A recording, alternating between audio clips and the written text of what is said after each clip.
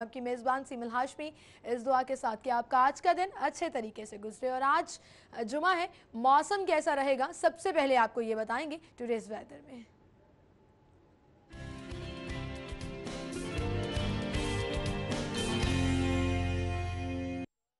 रमल दिलदार हमारे साथ मौजूद हैं वेदर पर। रमल, बताइएगा आज सारा दिन मौसम कैसा रहेगा? महकमा मौसमियात की जानिब से क्या प्रेडिक्शन की जा रही है? अगर हम लाहौर के मौसम की बात करें तो हवाएं चलने के बावजूद जो है वो गर्मी का जो जोर है वो बरकरार है। सूरज की जो तपिश है वो महसूस की जा सकती है। काफ़ी ज़्यादा गर्मी महसूस हो रही है। शहरी भी अब बिलबिला उठे हैं कि बारिश अक्सर होती भी है तो बारिश के बाद भी जो है वो हब्स महसूस होती है। गर्मी का राज जो है वो ऐसे ही बरकरार रहता है। अगर हम आज के मौसम की बात करें तो आज भी पूरा दिन ऐसे ही गर्मी का जोर जो है वो बरकरार रहेगा और ज़्यादा से ज़्यादा दर्जा हरारत 37 डिग्री सेंटीग्रेड रिकॉर्ड किया गया है और कम से कम 27 डिग्री सेंटीग्रेड रिकॉर्ड किया गया है। महकमे मौसमियात की जानिब से जो है वो आज और आइंदा 2 रोज तक बारिश की कोई पेशगोई नहीं की गई। मौसम ऐसे ही गर्म रहेगा, सूरज जो है वो अपनी किरणें बिखेरता रहेगा। अलबत्ता शाम के औकात में जो है वो मौसम थोड़ा कदरे बेहतर हो जाता है। आज भी जो है वो रात के औकात में मतलब अबर आलूद हो जाएगा, लेकिन गर्मी जो है वो ऐसे बरकरार रहेगी। इस वक्त भी जो है वो हवाएं चल रही है। हवा में नमी का तनासुब 62% रिकॉर्ड किया गया है और हवाएं जो है वो 9 किलोमीटर फी घंटा की रफ्तार से चल रही हैं। और महकमे मौसमियात की जानिब से जो है वो आइंदा 2 रोज तक बारिश की कोई पेशगोई की नहीं की गई। अलबत्ता 14 अगस्त यानी कि जश्न आज़ादी आने वाला है तो पीर के रोज जो है वो मतलब अबर आलूद और बारिश का भी इम्कान जाहिर किया गया है। जी बहुत शुक्रिया रमल दिलदार, आप हमें बता रही थी कि आज बारिश का कोई इम्कान जाहिर नहीं किया जा रहा और कल भी ऐसी कोई प्रिडिक्शन नहीं है। मौसम गर्म रहेगा, खुश्क रहेगा, अलबत्ता रात के औकात में हवा जरूर चलेगी। और अब टुडेज इवेंट्स की तरफ चलेंगे और शामिल करेंगे टुडेज डायरी।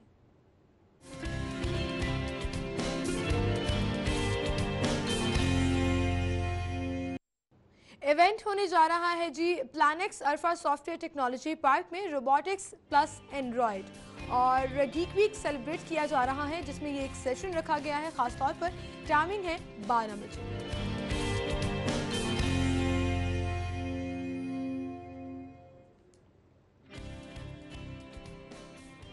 और अब टॉप स्टोरीज की तरफ चलेंगे। डेली सिटी 42 की आज की हमारी लीड स्टोरी है, मसरूफ सड़कों पर 64 नए पार्किंग स्टैंड्स की मंसूबाबंदी कर ली गई है। सर्वे मुकम्मल है, कंपनी ने तजावीज कमिश्नर को भिजवा दी।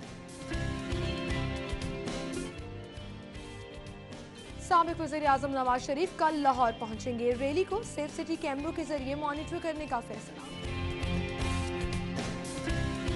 यंग डॉक्टर्स और महकमा सेहत के दरमियान डेडलॉक बरकरार। और सुई नॉर्दर्न में सिक्योरिटी गार्ड्स की तनख्वाहों की मद में माहाना लाखों का गबन।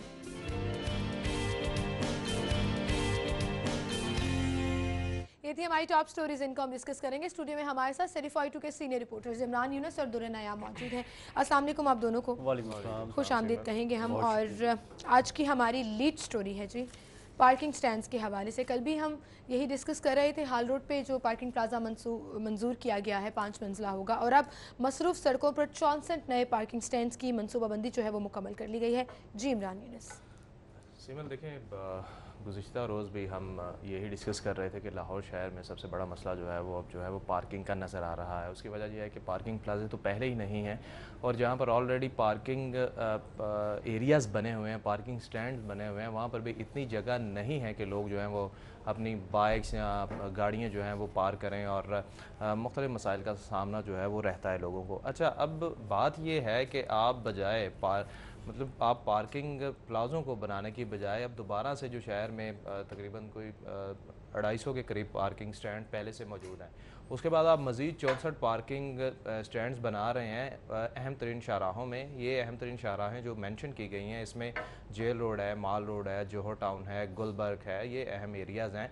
और मुझे हैरानगी वाली बात जो इस खबर को पढ़ के ये हुई कि ये लैक ऑफ प्लानिंग की खबर है। इसमें है क्या, बताया ये जा रहा है कि ये पार्किंग स्टैंड जो हैं ये रोड्स पे नहीं बनाए जाएंगे, बल्कि जिन रोड्स पे ट्रैफिक रश बहुत ज़्यादा है उनसे मुल्हिका जो गलियाँ हैं उनमें ये पार्किंग स्टैंड्स बनाए जाएंगे। अब खुदा का नाम लें, रोड्स पे पहले जगह नहीं है कि पार्किंग स्टैंड वहाँ बन सके, गलियाँ तो पहले छोटी छोटी होती हैं, अब आप वहाँ पर भी पार्किंग स्टैंड बनाएंगे तो आप इसकी पहले प्लानिंग करें, उसके बाद ये तजावीज़ जो है ये आगे फारवर्ड करें। मुझे तो हैरानगी हो रही है उस कंपनी पे, लाहौर पार्किंग कंपनी में, जो कि पहले ही खसारे में जा रही है। ऐसी बहुत सी मिसालें पहले भी तो मौजूद हैं जहां पर उन्होंने सड़क की एक एक लेन जो है वो पार्किंग के लिए मुख्तस कर दी और वहां पर आकर आपको पर्ची पकड़ा दी जाती है बड़े प्राउडली कि ये हमने पार्किंग स्टैंड बनाया। वो शायद वो सड़कें जब बन रही थी तो वो एक लेन पार्किंग के लिए ही बनाई गई थी, हम लोगों को शायद नहीं पता, हम लोग शायद नाकिस अमल हैं। बात ये है कि मैंने इस पर बड़ी वर्किंग की हुई है, लाहौर पार्किंग कंपनी को पहले मैं कवर करता रहा हूँ और ये सूरत हाल ये है कि इनके पास रजिस्टर्ड पार्किंग स्टैंड 250 के करीब है, लेकिन इसके बावजूद कंपनी को बने हुए कई साल हो गए हैं, अभी भी शहर में ऐसे पार्किंग स्टैंड मौजूद हैं जो कि इलीगल है, माफिया चला रहा है। और उसके बाद आप ये देख लें कि कई पार्किंग स्टैंड ऐसे हैं जहाँ पर आज भी ओवर चार्जिंग हो रही है। ये इशू तो ख़त्म ही नहीं ना हो पाया, हम आए रोज़ देख रहे हैं शहरी जो है वो सरापा एहतजाज होते हैं उस पर। अब अगर हम सिर्फ इस मंसूबे की बात करें तो मुझे हैरानगी हो रही है कि ये देखें ना कि जोहर टाउन की जो शौकत अली रोड है उस पर 33 है, गुलबर्ग में 4 है, फिरोजपुर रोड पर 10, जेल रोड पर 10, इलामा इकबाल रोड पर 6। ये पार्किंग स्टैंड जो बनाए जाएंगे ये गलियों में बनाए जाएंगे। मुझे तो समझ ही नहीं आ रही कि ये कैसे इस चीज को चलाएंगे। क्या गलियों में रश नहीं बढ़ेगा? स्ट्रीट्स के नाम, लड़ाई झगड़े के नाम दिए गए हैं जहां पर ये बनाए जाएंगे। प्लान कर रही है जिसका अपने एमडी नहीं है गुज़िश्ता कई माह से, ठीक है जी। और जूनियर्स लेवल के अफसरान जो हैं वो एमडी की पोस्टों पे बैठे हैं, मैनेजर ऑपरेशन की पोस्टों पे बैठे हैं, जीएम बने बैठे हैं। उन्होंने क्या प्लान करना है मुझे ये बताएं कि आप जितनी भी जगह आपने ये आइडेंटिफाई की हैं यहाँ पे तो टीपा जैसी मुनज़्ज़म एजेंसी भी पार्किंग स्टैंड को सही तरीके से नहीं चला सकी, तो लाहौर पार्किंग कंपनी से तजवीज़ दे के डिस्ट्रिक्ट गवर्नमेंट और कमिश्नरों को इन्वॉल्व करके वो समझती हैं कि इस तरह पार्किंग लॉट्स बना दी जाएंगी। पॉसिबल नहीं है। आज भी लाहौर का सर्वे हो तो उर्दू बाज़ार में पर्चियाँ छपती हैं 30 की, 50 की, 100 की, और जिस वक्त जहाँ पे वो उनका दाव लगता है वो फौरी तौर पे पर्ची जो है ना वो आपको पकड़ा देते हैं। और अगर कोई बंदा रूल से वाकिफ़ हो वो उनसे पूछ ले कि जनाब ये 50 रुपये आपने मुझे किस तरह से पर्ची दे दी है, तो फिर उसको फ़ौरन माजरत करके या किसी तरीके से उसको मैनेज करके उससे वो 20-30 रुपये भी ले लेते हैं। तो जहाँ पे ये हालात हों आप पार्किंग स्टैंड किस तरह चलाएंगे? गलियों में हमारे इतनी कंजेशन है कि मेन स्ट्रीम से आप गली में उतरने के लिए जाते हैं तो आप उसके अंदर दाखिल नहीं हो सकते। आप मेन की बात करूँ मैं, कमिश्नर ऑफिस के पास ही पार्किंग इतनी ज़्यादा हो चुकी है कि आप पार्किंग वहाँ पे पार्किंग तो दूर की बात है, मोटरसाइकिल के ज़रिए आपको सफ़र करना मुश्किल हो गया है। और इस वक्त लाहौर में ये हालात हैं कि आपको बहुत सारी रोड्स को सिंगल वे करना पड़ेगा, आप उस पर 2 रोया ट्रैफिक नहीं चला सकते, वहाँ पे इतनी आधी से ज़्यादा तो पार्किंग ने जगह पार्किंग ली होती है। फिर आपका पॉलिटिकल निज़ाम इतना ज़्यादा वहाँ पे बैठ चुका है कि उन्होंने इंक्रोचमेंट्स कराई हुई हैं। आपके लाहौर शहर के माल रोड के मैं पहले भी मिसाल देता हूँ कि बड़े बड़े MNA मिनिस्टर्स जो हैं वो इन्वॉल्व हैं और वहाँ से उनके एमा पे जो है नकी मार्केट हो गई, आपकी पैनोरामा मार्केट होगी, अनारकली होगी, वहाँ पे जितने इंक्रोचर्स बैठे हैं, फट्टे लगा के बैठे हैं, रेडियाँ लगा के बैठे हैं, दुकानों के आगे बैठे हैं, या दुकानदार पैसे लेते हैं या वो सियासी नुमाइंदों का जो है ना वो नाम इस्तेमाल करते हैं। और टाउन वाला भी, आखिरी बात करूंगा, टाउन वाले भी बहती गंगा में हाथ धोते हैं और अपना हिस्सा लेके चल बनते हैं। जिसका जहां दा चलता है वो चला रहा है। आप जो बात कर रहे हैं ना कि सियासी असर और रसूख और सियासी मुदाखलत के हवाले से, मैं एक उसकी छोटी सी मिसाल जो है वो यहाँ देना चाहूँगा। दुरे को भी पता होगा हफीज़ सेंटर के सामने जो पेस है ये पहले से सिटी गवर्नमेंट के पास था, उसके बाद जब लाहौर पार्किंग कंपनी बनी तो उसके पास चला गया।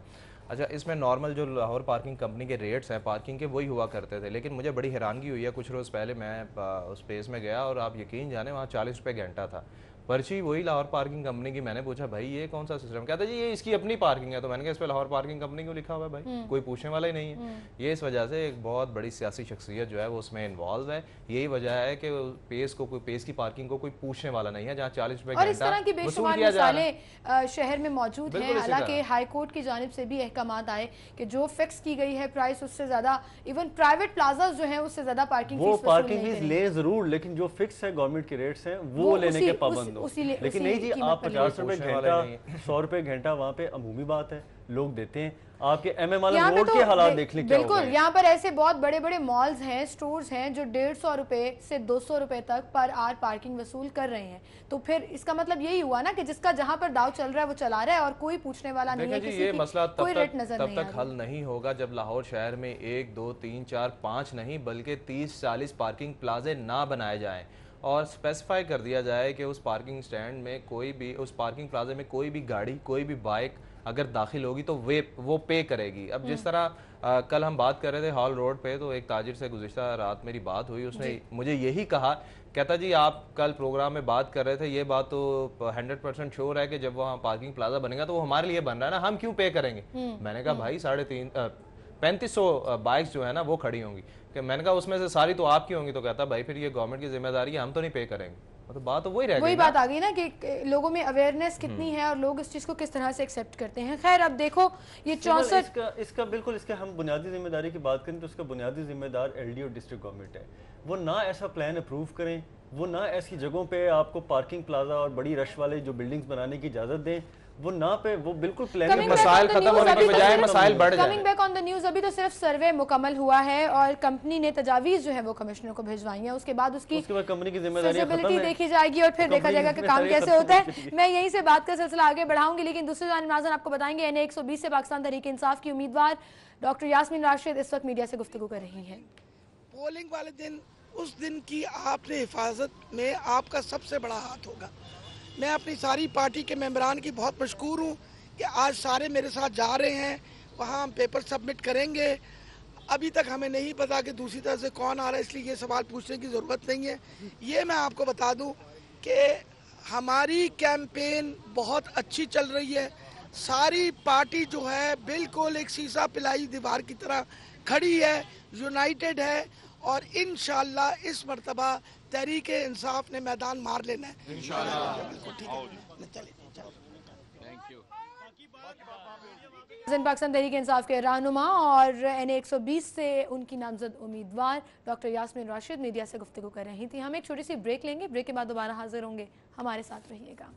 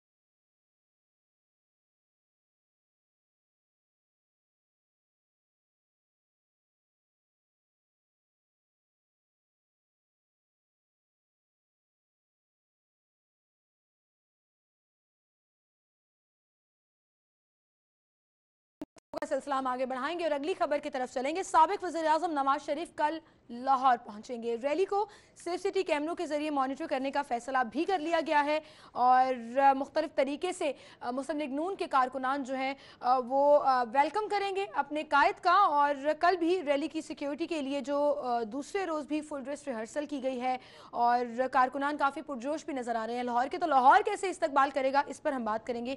जी इमरान यूनुस, क्या कहेंगे आप? मैं तो एज ए लाहौरी अगर बात करूं, मैं तो कहता हूं अल्लाह अल्लाह करें, ये पहुंच जाएं और बस कर दें, खुदा का खौफ खाएं।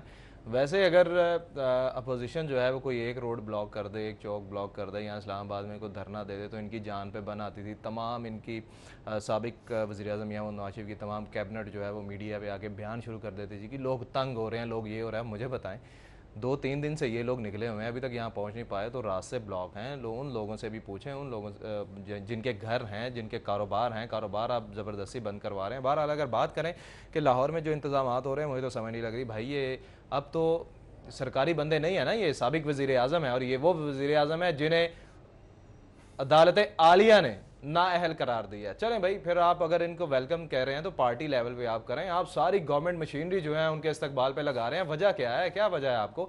आप तमाम तर वासा, PH, LDA, सिटी गवर्नमेंट से या ऑपोजिशन की किसी भी जमात की जानिब से कोई रैली निकाली जाती है, कोई जलसा निकाला जाता है, तो क्या उसके लिए बाकी इजला से नफरी मंगवाई जाती है? वो छोड़े, क्या वो उसकी सिक्योरिटी के लिए बार-बार वो तो आप छोड़ दें। मैं हैरान हूं इन लोगों की मेंटालिटी पे। भाई क्या तुक बनता है आपका? आप LDA, PH, वासा सिटी गवर्नमेंट को कहते हो तमाम एहलकार लेके वहां पहुंचो, वेलकम करो। आपके लिए आपके चेयरमैन, वाइस चेयरमैन, आपके MP, MNA ये काफी हैं भाई। क्यों आप लोग दफातर से अहलकारों को निकाल के? कल ये एक लेटर जो है वो सर्कुलेट हुआ है और मुझे एक अफसर ने दिखाया हुआ, कहता भाई ये देखो हमारे पास लेटर आया, आपने बंदे लेके पहुंच रहे हैं। कहता भाई हमारा क्या कसूर है? भाई बात सुने, ठीक है आप ये भी छोड़े, हर तरफ से आप लोगों को तंग कर रहे हैं। अब कल पता नहीं कब पहुंचेंगे, कल भी जब ये लाहौर में पहुंचेंगे पूरा लाहौर जो है वो जाम किया होगा। मुझे तो हैरानगी हो रही है हमारी गवर्नमेंट पे, सूबाई गवर्नमेंट पे। हम सूबाई गवर्नमेंट की बात करेंगे, वज़ीर पंजाब अहमद शबाशी, वो हमें जवाब दें इस बात का, भाई ये किस बेस पे सरकारी मशीनरी इस्तेमाल कर रहे हैं? अगर वो आपके पार्टी के मेंबर हैं, वो तो अब नहीं रहे ना, आप एज ए पार्टी मेंबर जो है उनको अगर रिसीव कर रहे हैं, तो फिर बाकी शहरियों का क्या कसूर है कि आप सारा शहर चौक कर देंगे और ऊपर से आप फुल ड्रेस रिहर्सल करवा रहे हैं, वो भी सरकारी सतह पे, सरकारी फंड्स लगा रहे हैं। आपने कंटेनर बनवाए हैं, बुलेट प्रूफ कंटेनर बनाया है, एक कंटेनर 8 करोड़ का बनता है, 2 बुलेट प्रूफ कंटेनर बनाए, ये पैसा कहां से आया भाई? सरकारी खर्ची हुआ ना। तो खुदा का खौफ है, मैं तो कहता हूं इस पे नैब क्यों नहीं केसेस करवाता है? एक बात बड़ी क्लियर है, एक बड़ी बात क्लियर है कि तैयारियां बड़े जोर शोर से हो रही हैं और जितने इनके MNA MPs लाहौर से हैं, अगर ये भी शो जो पावरफुल ना हुआ तो फिर तो बात मज़े की नहीं होगी। लेकिन मैं आपको एक बात बता दूं कि गुजरांवाला से ये रैली क्रॉस करते ही इंतहाई पावर शो में तब्दील हो जाएगी। ये मेरी बात आज आप नोट कर लीजिएगा। और एक बहुत बड़ा जो है ना मायूसी उनको पिंडी से निकलते हुए हुई और वो लाहौरिये वो कमी पूरी कर देंगे इनकी है, प्रोविंशियल गवर्नमेंट इनकी है, इनके खिलाफ रैली निकाल रहे हैं। खुदा का खौफ खाएं। पहले आप इसके ना जाए ना, आप अब लाहौर के पावर शो की बात करें। बना दी जज जो है जिंदाबाद जिंदाबाद, वही जज उन्होंने आपको मौका दिया सफाई का, नाअहल कर दिया और अब आप कह रहे हो जी शो की बात करें। अब आप कह रहे हो जी 5 जजों ने एक लाहौर के पावर शो में ना, लाहौर के पावर शो में लाहौर के MNA MPs मुतहर्रिक है।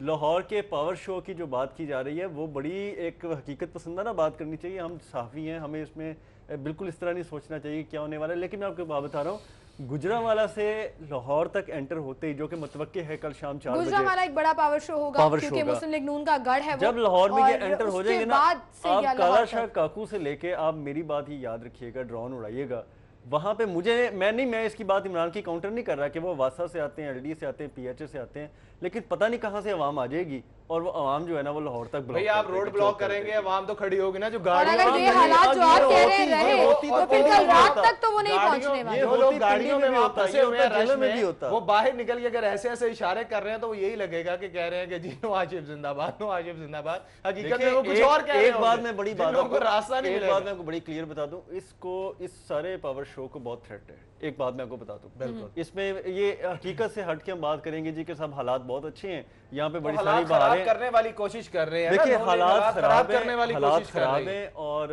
हमारी सिक्योरिटी एजेंसीज कानून नाफिज करने वाले इदारे पूरे तरह मुतहर्रिक का काम कर रहे हैं। लेकिन एक चीज ह्यूमन अब है ना पॉसिबिलिटी, अगर कोई दहशतगर्द है, कोई अनारकी फैलाना चाहते हैं, खुदा ना खास्ता कुछ हो जाता है, तो इसको मद्देनजर रखना चाहिए।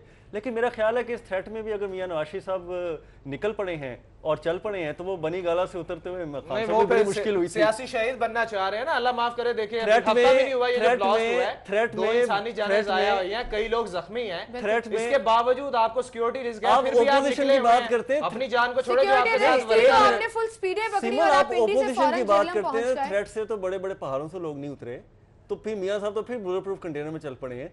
तो अगर बात की जाए तो मैं बात को दूसरा रंग नहीं देना चाहता, लेकिन मैं इशारा देना चाहता हूं कि बहरहाल एक उनकी सियासी बका का मसला है, उनके जो सियासी साथियों ने जो मशवरा दिया वो उसके मुताबिक चल पड़े हैं, लेकिन अब इसको एंड तक लेके जाना अच्छा, है ये जो इनके लिए। मशवरों की आपने बात की, इस पर तहमीना दुरानी साहिबा जो हैं वो काफ़ी एक्टिव नजर आ रही हैं ट्विटर पर, और उनके डिफरेंट ट्वीट्स आ रहे हैं जिसमें वो गवर्नमेंट को तनकीद का निशाना भी बना रही है। कल भी उन्होंने कहा कि नवाज शरीफ साहब को चाहिए कि अपनी मीडिया टीम को जो है वो फारिग कर दे, और जो उनके मशीर हैं, जो उनके बहुत जानशी बने फिरते हैं, वो उनके सगे नहीं है। ये यहाँ तक भी आप सगों की बात छोड़े, नवाज शरीफ की सियासत जो है ना, अगर हम बात करें कि 35-40 साल सियासत है इनकी, 30 से 40 साल सियासत है, लेकिन कल जो इनकी रैली में लोग शामिल थे ना, उन्हें सिर्फ 5-10 साल हुए। मतलब इनके साथ जो शुरू से चलने वाले थे ना, वो कोई भी बंदा इनके साथ नहीं था, हमने गाड़ी में भी देखा नहीं था। सिमल तहमीना दुरानी साहिबा जो है ना, तहमीना दुरानी साहिबा बहुत ही इंटेलेक्चुअल हैं, और इसकी इंटेलेक्चुअलिटी की जो कदर है वो शहबाज शरीफ साहब खुद भी करते हैं, और वो कहते हैं कि वाकई जो तहमीना दुरानी साहिबा की जो एक वसत नजरी है, उनकी सारी बातें हैं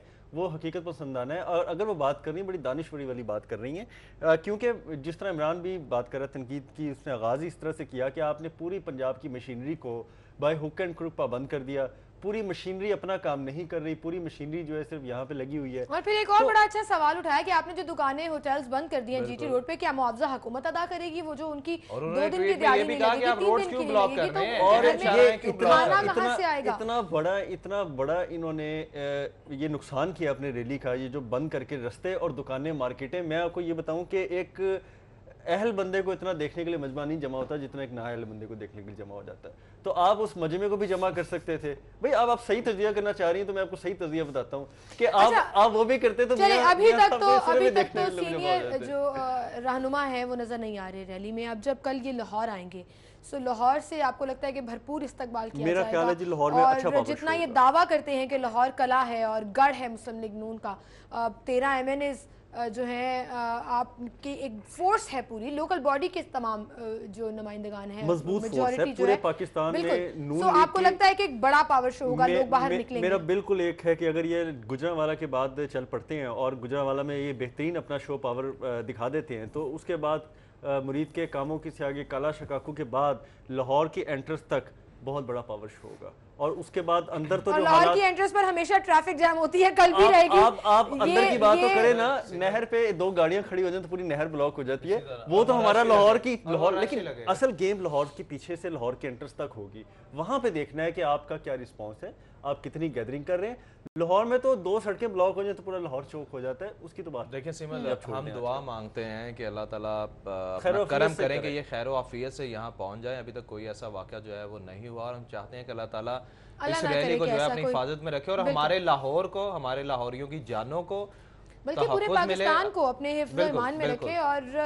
और इन्हें जल्द से जल्द ये रैली जो है वो खत्म कर देनी चाहिए कि अगर अभी तक कुछ नहीं हुआ तो अल्लाह पाक अपना करम करेगी, ये जल्द खत्म खैर आफियत से हो जाए। वो जल्दी खत्म नहीं होने वाली, वो अभी लाहौर आएंगे, लाहौर आकर पूरे लाहौर का एक दौरा होगा। आप देखें ना कि लाहौर के अंदर बंद रोड एरिया में हम बात कर रहे हैं, एक ट्रक इतने बड़े बारूदी मवाद के साथ वहाँ खड़ा रहा है 3 दिन से। इतलात यही है कि 3 दिन से अगर खड़ा रहा है तो किसी को पता नहीं चला, तो खुदा न खासा ऐसा कोई और वाकया हुआ तो हम लोग मतलब लाहौरिया नहीं बर्दाश्त कर पाए। लेकिन दूसरी तरफ पूरा थ्रेड जो था उसके चेकिंग भी चल रही है, आपके ऑपरेशन भी चल रहे हैं, क्लीन स्वीपिंग भी चल रही है। यार वो तो आपने सिक्योरिटी को लगा दिया, उनकी तो मजबूरी बन गई ना, सिक्योरिटी दारों की मजबूरी बन गई। आपने दीगर इजलास से नफरी यहाँ पर तलब भाई ये लोग तो डीट हो गए हैं, हमने तो सिक्योरिटी देनी है की जा सके।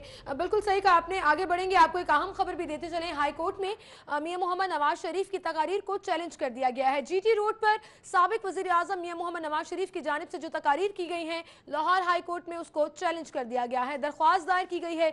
मियां दाऊद हमारे साथ हैं। जी दाऊद। जी बिल्कुल, साबिक वज़ीर-ए-आज़म मियां मोहम्मद नवाज शरीफ की अदलिया मुखालफ तकारीर को लाहौर हाई कोर्ट में चैलेंज कर दिया गया है। अजहर सदीक एडवोकेट हैं, मारूफ कानूनदान, उन्होंने नवाज शरीफ के खिलाफ तौहीन अदालत की दरख्वास्त जो है वो लाहौर हाई कोर्ट में दायर की है और इस दरख्वास्त के जरिए नवाज शरीफ के खिलाफ तौहीन का अदालत की कार्रवाई की इब्तिदा के साथ साथ इनके खिलाफ जो बगावत का मुकदमा है वो दर्ज करने की भी दरख्वास्त दायर की है। इस दरख्वास्त में दरख्वास्त गुजार का ये कहना है कि नवाज शरीफ जो है वो जीटी रोड रैली के दौरान जो है सुप्रीम कोर्ट के जजेस को मुसलसल तज़हीक का निशाना बना रहे हैं। नवाज शरीफ की जो तकारीर हैं इनके आर्टिकल 204 के जिम्मे में आती हैं। ये तकारीर आइन के साथ और सुप्रीम कोर्ट के साथ खुली बगावत है, लिहाजा जो साबिक वज़ीर आज़म नवाज शरीफ हैं उनके खिलाफ तौहीन अदालत की कार्रवाई की जाए। तो ये भी कहा गया है कि चेयरमैन पैमरा जो है वो नवाज शरीफ की तकारीर को मुसलसल नशर इजाजत दे रहे हैं। पैमरा जो है वो इन तकारीर को रोकने में नाकाम, लिहाजा चेयरमैन पैमरा के खिलाफ भी तौहीन अदालत की कार्रवाई की जाए और नवाज शरीफ के खिलाफ भी आइन के आर्टिकल 204 के तहत अदलिया मुखालफ तकारीर के ऊपर तौहीन अदालत की कार्रवाई की जाए। जी बहुत शुक्रिया मियां दाऊद, आप हमारे साथ मौजूद थे। एक और अहम खबर देंगे आपको। पसंद की शादी करने वाली लड़की की बाजियाबी की दरख्वास्त पर समाअत हुई है। डीपीओ पाकपतन ने साइमा बीबी को अदालत में पेश कर दिया है। हाईकोर्ट का लड़की को दारुल मान भिजवाने की हदायत। मलिक अशरफ हमारे साथ मौजूद हैं। जी मलिक अशरफ। सीमल, बिल्कुल आज लाहौर हाई कोर्ट में लड़की की बाजियाबी के केस की समाअत हुई है और अदालत में एएजी लीगर राना मोहम्मद रियाज, डीपीओ पाकपतन, कामरान यूसुफ मलक समेत दीगर पुलिस अफसरान पेश हुए हैं और इस केस की समाअत जस्टिस मिस आलिया नीलम ने की है। आमना बीबी ने मौक़िफ़ तैयार किया था कि उसकी बेटी सामा बीबी जो है उसे अगवा कर लिया गया था और अभी तक पुलिस जो है पाकिस्तान पुलिस ने बाजियाब नहीं किया। अदालती हुक्म पर डीपीओ और दीगर अफसरान पेश हुए और उन्होंने लड़की को अदालत में पेश किया। उनका ये कहना था कि लड़की ने सलीम अहमद से पसंद की शादी की थी, जिसके बाद इसको रिकवर करके बाजियाब कर लिया गया है। अदालत में लड़की की वालदा का कहना था कि लड़की की उम्र कम है और उसे वरगला कर शादी की गई, जिस पर अदालत ने लड़की को दारुल मान भिजवाने का हुक्म दिया और डॉक्टर को हुक्म दिया है कि वो इसका उम्र के हवाले से इसका मुआयना करके इसकी रिपोर्ट जो है वो 17 अगस्त को अदालत में पेश करें। जी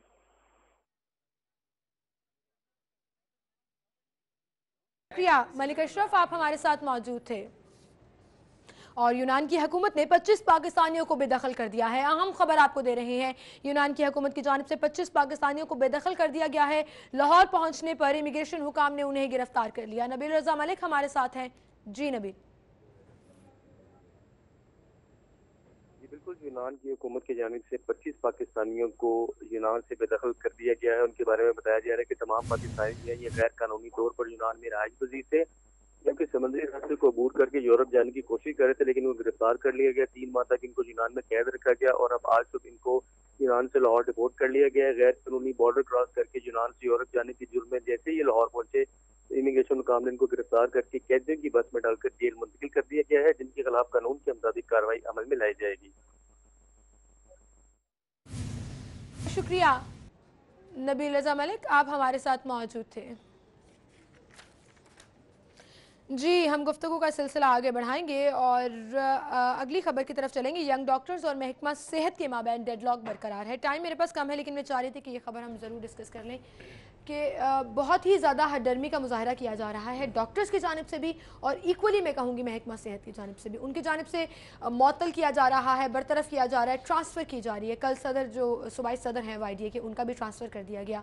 अब क्या सूरत हाल होगी आपके साथ? देखें सीमन, मैं गवर्नमेंट के हक़ में ये बात नहीं है कि मैं गवर्नमेंट के हक़ में बात करने लगा हूँ। बात ये है कि हमने जब भी देखा है कि यंग डॉक्टर के इशू पर हमारी जो गवर्नमेंट है, महकमा सेहत है, वो बहुत लीनियंट जो है वो नज़र आया है। अच्छा देखें, यंग डॉक्टर बाहर आते हैं, रोड ब्लॉक करते हैं, जिससे इंसानी जानें ज़ाया हो जाती हैं, कई जानें हलाक हुए हैं। उसके बाद आप घुस जाते हैं GOR में और कानून को हाथ में लेते हैं। उस पर जो केसेस बने हैं वो तो अब चलने हैं। अच्छा, कल जो मुज़ाकरात चल रहे थे, जो इब्तदाई इतलात थी, उसमें ये था कि उनके खिलाफ जो मुकदमात थे, उनका ये कहना था कि वो मुकदमा बाकी तो आपने हमारे सारे मुतालबात मान लिए, वो जो हम पे केसेस किए हुए हैं ना, वो भी फौरी ख़त्म करें।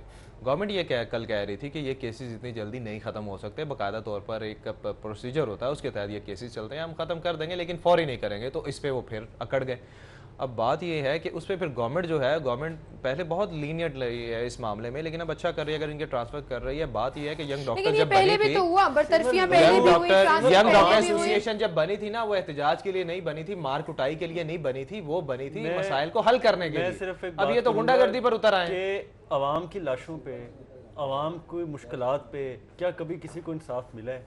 तो ये एक हुक्मरानों की जो अजियतनाक जो इस वक्त सूरत हाल है, इसी से सबक सीख लें कि आप जो लोगों को रिलीफ देने की बात करते हैं, आप इनके लिए एक पैगम्बरी का जो पेशे की हैसियत से जो है आप इनके लिए मसीहाई है जी, और इनके लिए मसीहा मसीहाई है करते और उनको हैं। ये चीज़ समझने तो की इस चीज़ को ज़रूरत ना है। कैश करें, इस चीज़ पे बड़ा मुश्किल हो जाएगा उनके लिए। बहरहाल डू गुड हैव गुड का ऐसे नहीं कहा देखिए ना, गया। गवर्नमेंट जो है वो बेहतर कल होगा। 102 नए डॉक्टर्स जो है उनको भी भर्ती कर रही है। गवर्नमेंट तो अपना काम कर रही है बिल्कुल, अस्पतालों गवर्नमेंट में। रिप्लेसमेंट अब ले पहले आएगी तो फिर ये डॉक्टर्स जो डिमांड कर रहे हैं वो कहाँ जाएंगे, ये भी सोचना होगा। कोई बीच का रास्ता निकालने की अब ज़रूरत है, क्योंकि 10 दिन हो गए हड़ताल को, मरीज बेचारे ख्वार हो रहे हैं। इसका ख्याल गवर्नमेंट को भी करना चाहिए और वाईडीए को भी। बहुत शुक्रिया आप दोनों का, आप हमारे साथ मौजूद थे। और नाज़रीन, हम एक ब्रेक की तरफ चलेंगे, ब्रेक के बाद दोबारा हाजिर होंगे, हमारे साथ रहिएगा।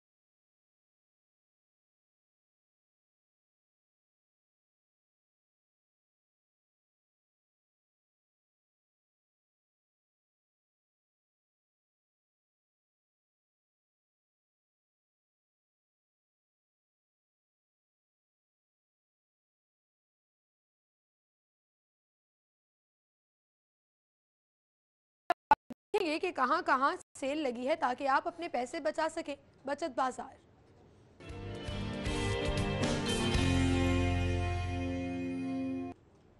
बचत बाजार में मोटिव्स जो है वो ऑफर कर रहा है फ्लैट 35% तक ऑफ।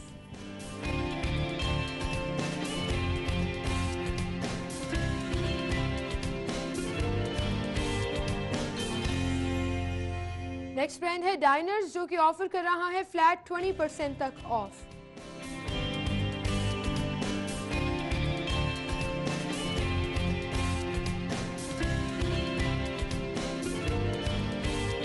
हाइपरस्टार अगर आप जा रहे हैं तो हाइपरस्टार में सेंकोर पनीनी ग्रिल है, रिटेल प्राइस है 3199 रुपीज़, प्रमोशनल प्राइस 2590 रुपीज़। आप 609 रुपीज़ बचा सकते हैं।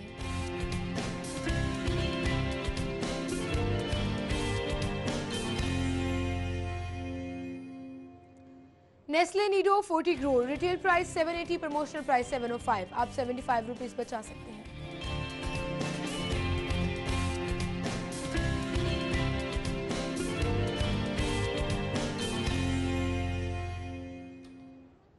और अब आगे बढ़ेंगे, अगला सेगमेंट शामिल करेंगे। ओपन मार्केट का रुख होगा आज के भाव में।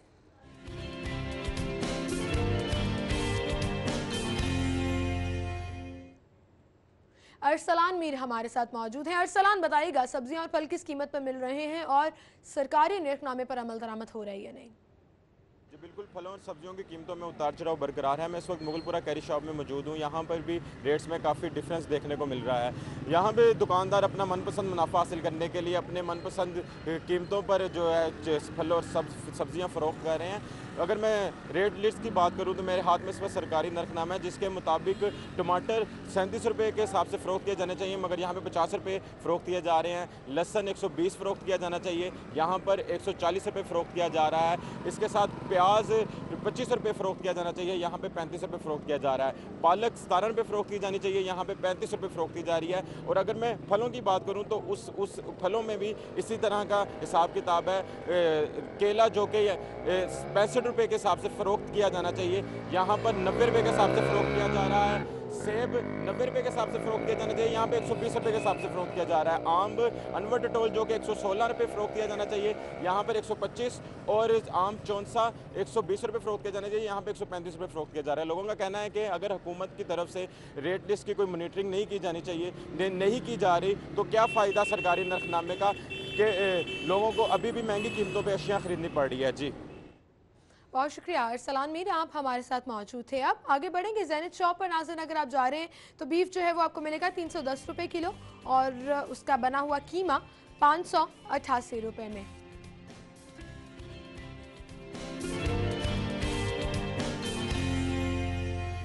मटन जो है वो आपको मिलेगा 849 में और मटन कीमा 894 में।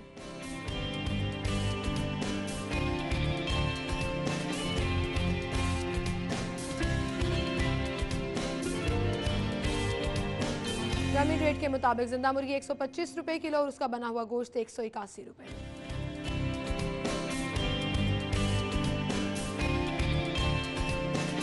हाइपर स्टार अगर आप जा रहे हैं तो रेड स्नैपर 799 में, फ्रोजन पिंगासिस फिश फिलेट्स 389 में। और इसी के साथ एक ब्रेक की तरफ चलेंगे। ब्रेक के बाद आप हेडलाइंस जान सकेंगे, उसके बाद प्रोग्राम का सिलसिला आगे बढ़ाएंगे। हमारे साथ रहिएगा।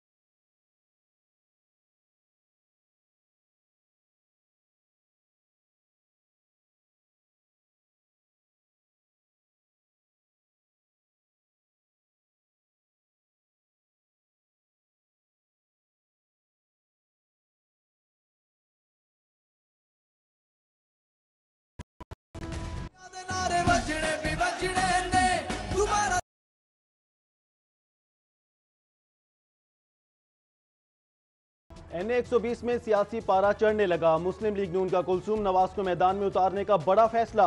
कुलसूम नवाज आज कागजात नामजदगी जमा कराएंगी।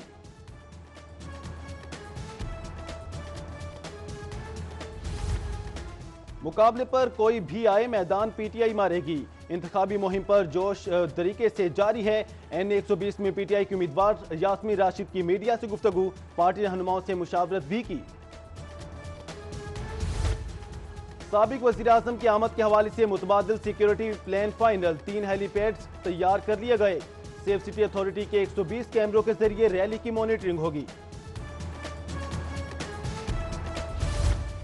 नवाज शरीफ की आमद से पहले ही दाता दरबार के सामने कंटेनर लग गया। ट्रैफिक की रवानी मुतासिर, शहरियों को शदीद मुश्किलात का सामना। और जज के साथ बदतमीजी करने वाले वकील के खिलाफ केस की समाअत। पंजाब बार काउंसिल की शेर जमान के खिलाफ अज़खुद कार्रवाई की यकीन दहानी। मजीद कार्रवाई 21 अगस्त तक मुलतवी। अहाता अदालत में वकला नारेबाजी करते रहे।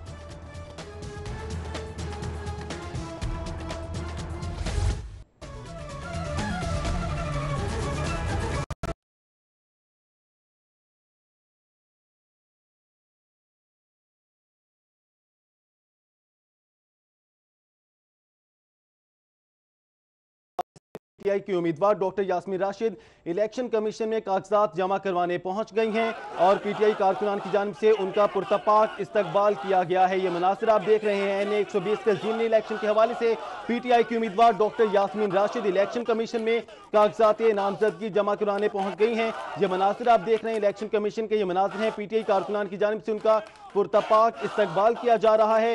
आपको बताते हैं कि अपोजिशन लीडर मियां महमूद रशीद भी उनके हमरा मौजूद हैं। ये मनासिर आप देख रहे हैं। इलेक्शन कमीशन के ये मनासिर हैं। NA 120 के ज़िमनी इलेक्शन के हवाले से PTI की उम्मीदवार doctor Yasmin Rashid election commission में कागजात जमा करवाने पहुंच गई हैं। PTI कारकुनान की जानिब से उनका पुरतपाक इस्तकबाल किया जा रहा है। आज के साथ साथ आपको बताएं कि अपोजिशन लीडर मियां महमूद रशीद भी उनके हमरा मौजूद हैं। ये मनासिर आप देख रहे हैं। इलेक्शन कमीशन के ये मनासिर हैं जहां पर PTI की उम्मीदवार डॉक्टर यास्मीन राशिद कागजात जमा करवाने पहुंच गई हैं। PTI कारकुनान की बड़ी तादाद यहां पर मौजूद है और डॉक्टर यास्मीन राशिद का पुरतपाक तरीके से इस्तकबाल किया गया है। अपोजिशन लीडर मियां महमूद रशीद भी उनके हमरा मौजूद हैं। NA 120 के ज़िमनी इलेक्शन के हवाले से आपको आगाह करते चलें कि PTI की उम्मीदवार doctor Yasmin Rashid election commission में कागजात जमा करवाने पहुंच गई हैं। ये मनासिर आप देख रहे हैं। इलेक्शन कमीशन के ये मनासिर हैं जहां पर डॉक्टर यास्मीन राशिद कागजात जमा करवाने पहुंची हैं। PTI कारकुनान की बड़ी तादाद यहां पर मौजूद है। उनका पुरतपाक तरीके से इस्तकबाल किया गया है। इसके साथ साथ आपको बताएं कि अपोजिशन लीडर मियां महमूद रशीद भी उनके हमरा मौजूद हैं। NA 120 के ज़िमनी इलेक्शन के हवाले से PTI की उम्मीदवार doctor Yasmin Rashid election commission में कागजात जमा करवाने पहुंच गई हैं। अपोजिशन लीडर मियां महमूद रशीद भी उनके हमरा मौजूद हैं। PTI कारकुनान की जानिब से उनका इस्तकबाल किया जा रहा है। नारे बुलंद किए जा रहे हैं। ये मनासिर भी आप देख रहे हैं। इलेक्शन कमीशन के ये मनासिर हैं। NA 120 के ज़िमनी इलेक्शन के हवाले से PTI की उम्मीदवार doctor Yasmin Rashid election commission में कागजात जमा करवाने पहुंच गई हैं। PTI कारकुनान की जानिब से उनका इस्तकबाल किया जा रहा है। नारे बुलंद किए जा रहे हैं। अपोजिशन लीडर मियां महमूद रशीद भी उनके हमरा मौजूद हैं। ये मनासिर आप देख रहे हैं। इलेक्शन कमीशन के ये मनासिर हैं। PTI की उम्मीदवार doctor Yasmin Rashid election commission में कागजात जमा करवाने पहुंच गई हैं। PTI कारकुनान की बड़ी तादाद यहां पर मौजूद है। अपोजिशन लीडर मियां महमूद रशीद भी उनके हमरा मौजूद हैं। नारे बुलंद किए जा रहे हैं। PTI कारकुनान की जानिब से उनका पुरतपाक इस्तकबाल किया जा रहा है। ये मनासिर आप देख रहे हैं। इलेक्शन कमीशन के ये मनासिर हैं जहां पर NA 120 के ज़िमनी इलेक्शन के हवाले से PTI की उम्मीदवार doctor Yasmin Rashid election commission में कागजात जमा करवाने पहुंच गए हैं। कागजात जमा कराने के लिए यहाँ पर पहुंची हैं। PTI कारकुनान की बड़ी तादाद यहाँ पर मौजूद है। मजीद जानेंगे मुनीर बाजवा हमारे साथ मौजूद है। मुनीर बाजवा, PTI की उम्मीदवार doctor Yasmin Rashid election commission पहुंची हैं कागजात जमा करवाने के लिए, अपडेट कीजिए।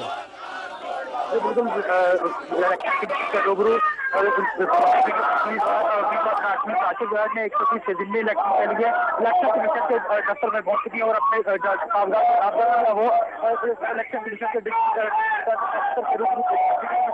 इलेक्शन कमीशन से रिटर्निंग ऑफिसर की जानिब से उनके कागजात की नामजदगी का जायजा लिया जा रहा है और इस हवाले से उनसे जायजा लेने के बाद उनके जब कागजात नामजदगी वो इलेक्शन कमीशन के रूबरू दाखिल कर लिए जाएंगे।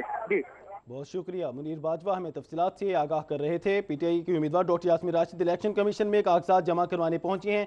ये मनाजिर आप देख रहे हैं, इलेक्शन कमीशन के ये मनाजिर हैं जहां पर NA 120 के ज़िमनी इलेक्शन के हवाले से पीटीआई की उम्मीदवार डॉक्टर यास्मीन राशिद कागजात जमा करवाने पहुंची हैं। अपोजिशन लीडर मियां महमूद रशीद भी उनके हमरा मौजूद हैं। आपको बताएं कि गढ़ी शाहू पुल पर बदतरीन ट्रैफिक जाम है। ट्रैफिक जाम होने से शहरियों को मुश्किलात का सामना करना पड़ रहा है। गढ़ी शाहू पुल पर बदतरीन ट्रैफिक जाम देखा जा रहा है। ट्रैफिक जाम होने से शहरियों को मुश्किलात का सामना करना पड़ रहा है। ये मनासिर आप देख रहे हैं। मजीद जानेंगे, आबिद चौधरी हमारे साथ मौजूद हैं। आबिद चौधरी, बताइएगा ट्रैफिक जाम की क्या वजूहत सामने आई हैं?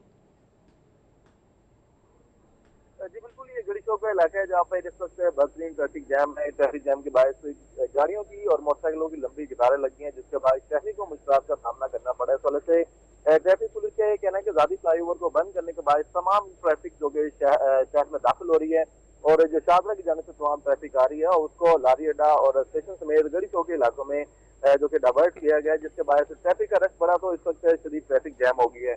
इस वजह से ट्रैफिक पुलिस का ये कहना है कि ट्रैफिक वार्डन और DSP और पेट्रोलिंग अफसर की मजीद नफरी मौके पर रवाना कर दी गई है और ताकि जो ट्रैफिक जैम है उस पर जल्द से जल्द काबू पाया जा सके। बहुत शुक्रिया आबिद चौधरी, हमें तफसीलात से आगाह कर रहे थे। तैयारों की कमी, फनी खराबियों के बायस 34 परवासें मुतासिर हुई हैं, 14 परवासें मनसूख की गई हैं और 10 ताखीर का शिकार हुई हैं। PIA की कराची जाने वाली परवास PK 317 को मनसूख कर दिया गया है। PIA की कोयटा जाने वाली परवास PK 322 को मनसूख किया गया है। PIA की कोयटा से आने वाली परवास PK 323 को भी मनसूख कर दिया गया है। इसी तरह शाहीन एयर की मदीना जाने वाली परवास 1137 मनसूख कर दी गई है। इसके साथ ही सिटी 42 से अब तक के लिए इतना ही। देखते रहिए सिटी 42 और रहिए शहर की हर खबर से बाखबर।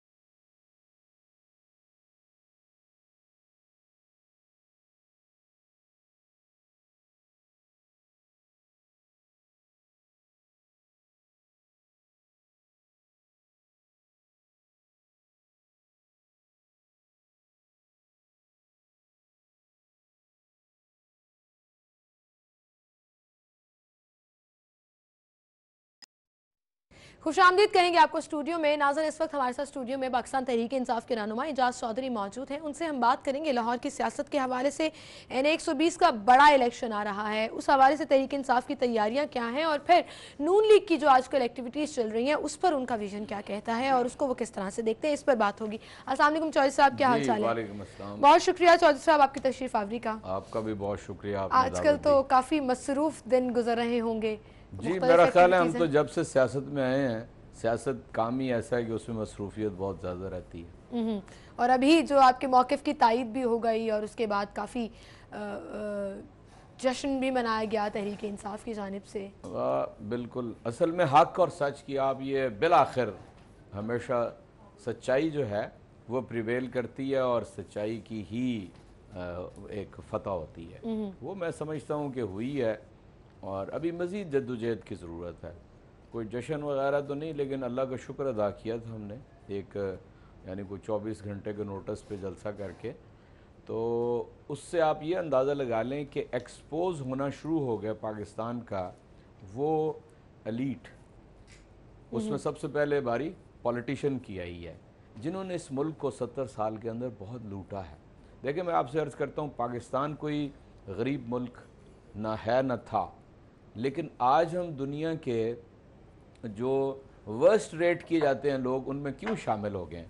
उसका सबब यह है कि जो हमारी रूलिंग एलीट है, ये 2-3% लोग हैं, इन्होंने इतनी दौलत कमाई है, इतना इस मुल्क को लूटा है कि ख़ुद तो वो बहुत अमीर हो गए। यानी कोई प्रोपोर्शन ही नहीं है, phenomenal increase in their wealth. और आम आदमी यहाँ पे गरीब हो गया है। और ओवरऑल अगर आप देखें तो कमोबेश लेकिन चौधरी साहब ये भी तो कहा जाता है ना, फिर एहतसाब सबके लिए, एहतसाब तो फिर सबके लिए होना चाहिए। और बहुत सी पार्टीज में नाम ऐसे भी हैं जो मुतनाज़े हैं, जिनके ऊपर इल्ज़ामात भी हैं, जिनके ऊपर भी केसेस हैं, तो फिर एहतसाब तो सबके लिए होना चाहिए। देखिए, मैं आपसे अर्ज़ करता हूँ, ये सिर्फ यानी नवाज़ शरीफ के लिए नहीं है। जिस तहरीक को हमने शुरू किया है ये नवाज़ शरीफ से शुरू होगी और एजाज चौधरी तक आएगी। हम किसी सूरत में किसी को स्पेयर नहीं करना चाहते। और इसमें जो हमने मिसाल कायम की है वो ये की है कि जब कहा कि नवाज़ शरीफ का एहतसाब हो, इमरान खान ने अपने आप को भी एहतसाब के लिए पेश कर दिया। मुकदमात चल रहे हैं अदालतों के अंदर, हम उन्हें फेस कर रहे हैं। हम गालियाँ नहीं निकाल रहे हैं सुप्रीम कोर्ट को या अदालतों को, हम तो उनके सामने मौजूद हैं।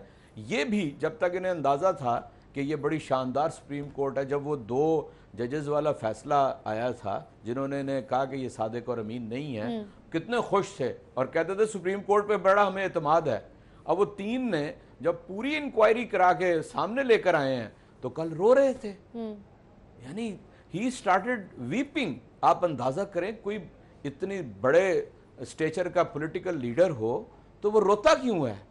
यानी मियां नवाज शरीफ इस वक्त कोलैप्स हो चुके हैं अपने आसाब के एतबार से। और वो लीडर नहीं होता जो आसाब के एतबार से कोलैप्स हो जाए। तो उन्हें तो जाहिर है फेस करना है हर चीज़ को। अब आप मतून कर रहे हैं जुडिशरी को, अब आप बुरा भला कह रहे हैं जजेस को, अब आप इशारे कर रहे हैं आर्मी की तरफ। मसलन ये कहना कि जी फैसला तो पहले का हो चुका था। मैं पूछने का हक रखता हूँ कि जनाब मियां नवाज शरीफ साहब, पहले फैसला किसने किया था? वजाहत कीजिए अपने इस बात की। फिर इस मुल्क के अंदर 20 मुकदमात ऐसे हैं जिसके ऊपर निगरान सुप्रीम कोर्ट के जज मुकर्रर हैं। एक आपको उसके ऊपर भी एतराज़ है। यानी मुल्क के अदालती निज़ाम के ऊपर आप एतराज़ करके किस तरह अपने आप को ये समझते हैं कि आप यानी ऐसा काम कर रहे हैं जो मुल्क और कौम के फ़ायदे में है। यानी ये कहते हैं कि ये 3 सतून थे जमहूरियत के, अदलिया, मुकन्नना और इंतज़ामिया, और चौथा शामिल होगा आपका मीडिया। अब मुझे बताएं, जिसके ऊपर जद पड़ेगी ये निज़ाम नहीं चल सकेगा, जमहूरी निज़ाम नहीं चल सकता इन चारों के ऊपर अगर जद पड़े तो मार पड़ रही हो कल अगर रिपोर्टर्स को और फोटोग्राफ कैमरामैन को, तो इसका मतलब तो भी नहीं चल सकता। और अगर आप सुप्रीम कोर्ट को हदफ बनाए अपना, 1997 20 साल पहले इन्होंने, इनके बारे में एक फैसला आया, इन्होंने सुप्रीम कोर्ट के ऊपर हमला कर दिया और वहां पर सुप्रीम कोर्ट के जो सारी पूरा बेंच था बेचारे उठ के भाग गए और उन्होंने अपनी जान बचाई इनसे। अब उन्होंने वो वाला इकदाम नहीं किया। अब खुद मियां मोहम्मद नवाज शरीफ साहब सड़कों पे खड़े होके तो उसी लेकिन सुप्रीम वो कोर्ट तो कहते हैं जी पावर शो करना हमारा हक है और हम ये कर रहे हैं। पूरी जीटी रोड से होते हुए वो लाहौर आएंगे और लोग जो हैं वो उनका इस्तकबाल कर रहे हैं और हम बता देंगे कि दिलों की जो भी दिलों में बसते हैं हुकूमत उन्हीं की होती है। ये नारा लगाया जा रहा है मुस्लिम लीग की मुझे जानिब इससे से। इख्तलाफ नहीं है। हालांकि बुनियादी उसूली बात यह है कि हुकूमतें कभी रैलियाँ और एहतजाजी जुलूस नहीं निकालती। वफाक में आपकी हुकूमत, सूबे में आपकी हुकूमत, उसके बावजूद आप किसके खिलाफ एहतजाज कर रहे हैं? आप सारे अदारों के जिम्मेदार हैं, आप उनको कानून के मुताबिक लेके चलने के पाबंद हैं। आप मुजाहरा किसके खिलाफ कर रहे हैं? लेकिन आप कीजिए, आप खुद ही एक्सपोज होंगे। लेकिन इस रैली के कुछ मकासद हैं, उनमें से एक मकसद बिल्कुल खुला होकर सामने आ गया कि आपने फ़ौज के ऊपर और सुप्रीम कोर्ट के ऊपर, अदालती निज़ाम के ऊपर इतनी खुल्लम खुल्ला तनकीद की है कि ना अहलियत ना मंजूर। आप पहले कह चुके हैं सुप्रीम कोर्ट का फैसला मानेंगे, अब आपका सारा, फिर आप सवाल कर रहे हैं खुद नवाज शरीफ साहब, बताओ मेरा नायल होना गलत है कि ठीक है? तो इसका मतलब है कि आपने अवाम की अदालत में आना चाह रहे हैं जी, सीधी सी बात है, वो अवाम से फैसला इस अवाम की चाह रहे को हैं। तो अगर बड़ा पावर शो हो गया, लाहौर आते आते तक बड़ा पावर शो हो गया, तो क्या ये समझा जा सकता है कि वो इस चीज को कैश कराने के लिए? मैं आपसे अर्ज करता हूं जी, मैं एक यूनियन काउंसिल में चेयरमैन मुंतखब हो जाता हूँ और मैं किसी की यानी जान मार देता हूँ, तो जी मैं सारा कहूँगा कि यूनियन काउंसिल का चेयरमैन हूँ इसलिए मुझे हक हासिल है। मैं चोरी करता हूँ वहाँ से, तो मैं ये कहूँगा मुझे हक हासिल है चोरी करने का, इसलिए कि लोगों ने मुझे वोट दिए हैं। इसलिए मैं समझता हूँ कि ये बिल्कुल गलत लॉजिक है, बल्कि ये लॉजिक ही सिरे से नहीं है कि जी चूँकि अवाम ने मुझे मुंतखब किया है इसलिए। बिल्कुल, मैंने कल एक बात कही थी, मैं आपके यहाँ पे रिपीट करता हूँ। इस यानी जो पूरी रैली से एक चीज़ ये वाज़ेह हो गई कि ये मुंतखब जब हुए थे तो धांधली से हुए थे। दूसरी ये वाज़ेह हो गई कि इनके पल्ले इन 4.5 सालों के अंदर कोई कारकर्दगी नहीं है। तीसरी ये वाज़ेह हो गई कि ये अदालती निज़ाम को बुरी तरह हिट करना चाहते हैं। ये तीन चीज़ें बिल्कुल वाज़ेह हैं और फ़ौज को हिट करना चाहते हैं, और ये बिल्कुल आप देख लीजिए टारगेट भी वाज़ेह हो रहे हैं, उनके पॉइंट्स भी सामने आ रहे हैं, ये कहना है आपका। लेकिन चौधरी साहब, अगर लाहौर की डायनामिक्स को आप समझते हैं और मुस्लिम लीग नवाज जो है वो कहती है कि लाहौर उसका गढ़ है, हुकूमती मशीनरी भी है, सूबाई हुकूमत भी उनकी है, सो अगर यहाँ पर बहुत बड़ा पावर शो हो जाता है, लोग निकल आते हैं सड़कों पर और जैम पैक हो जाता है लाहौर, तो फिर मुश्किल नहीं हो जाएगा तहरीक इंसाफ के लिए?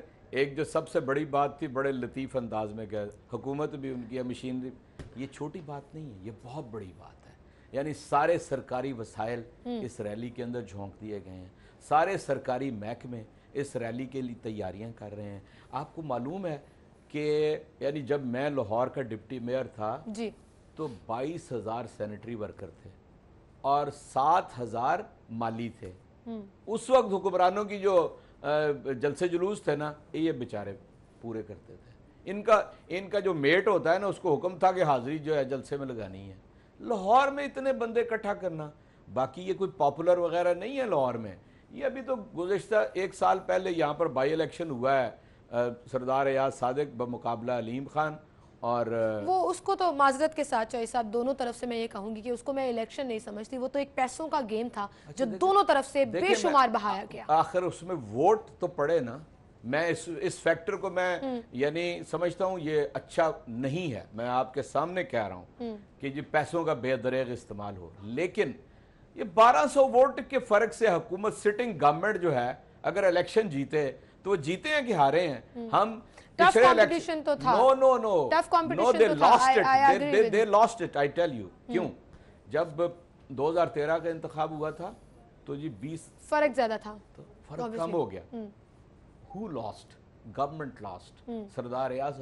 अब बाई इलेक्शन में अभी भी यहाँ पर वसाइल अगर सरकारी इस्तेमाल ना हो तो आप देख लीजिएगा, हमने एक आयरन लेडी को इस इलेक्शन में उतारा है। बिल्कुल, और ये भी एक क्रेडिबिलिटी का जो पॉइंट है वो तहरीक इंसाफ को जाता है कि उन्होंने अपने कैंडिडेट को रिपीट किया है, उसी पर ट्रस्ट किया है और कैंपेन शुरू भी कर दिया है। एक मैच्योरिटी का मुजाहरा किया जा रहा है। 120 पर बात होगी क्योंकि नवाज लीग की जानिब से अभी तक कैंडिडेट अनाउंस ही नहीं किया गया। बहुत सी कन्फ्यूजन्स भी क्रिएट की जा रही हैं कि फ़लाँ वहाँ से आएंगे, फ़लाँ वहाँ से आएंगे। सो उस पर आपका क्या कहना है ज़रूर जानेंगे।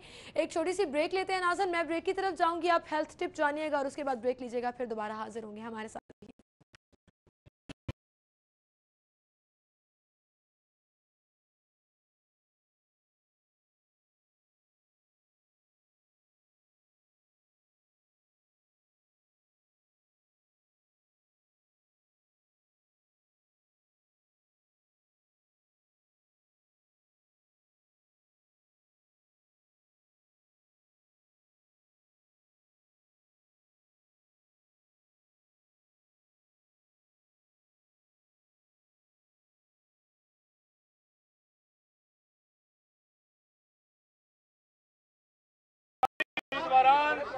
हुकूमती लोग नवाज शरीफ, शहबाज शरीफ और हमजा के पोर्ट्रेट लगाने में वो मसरूफ है। ये इलेक्शन रूल्स की सीरियन खिलाफवर्जी है। यहाँ पर 1 अरब 20 करोड़ रुपए के फंड जो हैं वो जारी उन्होंने किए हैं, जिसमें से पहली किस्त 23 करोड़ रुपए की वो उन्होंने उसके वर्किंग ऑर्डर भी जारी कर दिया है। हम ये समझते हैं कि ये प्री पोल रिगिंग के ज़िम्मे में आता है। इलेक्शन शेड्यूल अनाउंस होने के बाद किसी किस्म का कोई डेवलपमेंट का काम वो इस हल्के में वो नहीं होना चाहिए। इंशाअल्लाह डॉक्टर यास्मीन राशिद जो एक मंजी हुई सियासतदान और एक समाजी कारकुन है, हमें उम्मीद है कि वो इस हल्के के अंदर मियां नवाज शरीफ को और उनके हवारियों को टफ टाइम देंगी। कैसी तैयारी है, कैसा मुकाबला देखिए? बिस्मिल्लाहिर्रहमानिर्रहीम। पहले तो मैं आप सबका शुक्रिया अदा करना चाहती हूँ, जिस तरह के आप लोग मुझे मदद कर रहे हैं। मेरा ख्याल है ये असल आवाम की आवाज़ है, क्योंकि आप हर रोज़ होते हैं, आपको पता है कि हमारा तरीका क्या है। हम गली गली फिर के वोट मांग रहे हैं, हमारे पास वोट खरीदने के पैसे नहीं हैं, मेरे पास तो बिल्कुल पैसे नहीं है, इसलिए मैं लोगों से वोट मांग रही हूँ।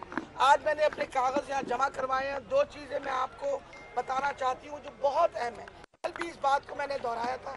पूरा शहर इस वक्त नून लीग ने अपने वो जो बेचारा निकाला हुआ कायद है उसके साथ रंगे हुए हैं। मैंने पंजाब हॉर्टिकल्चर को 2 दफ़ा नोटिस दे चुकी हूँ कि मुझे हिसाब बताएं, अगर सारा शहर सजाया गया है और अगर ये मुफ्त हो रहा है तो हम भी मुफ्त में अपने बैनर लगा दें।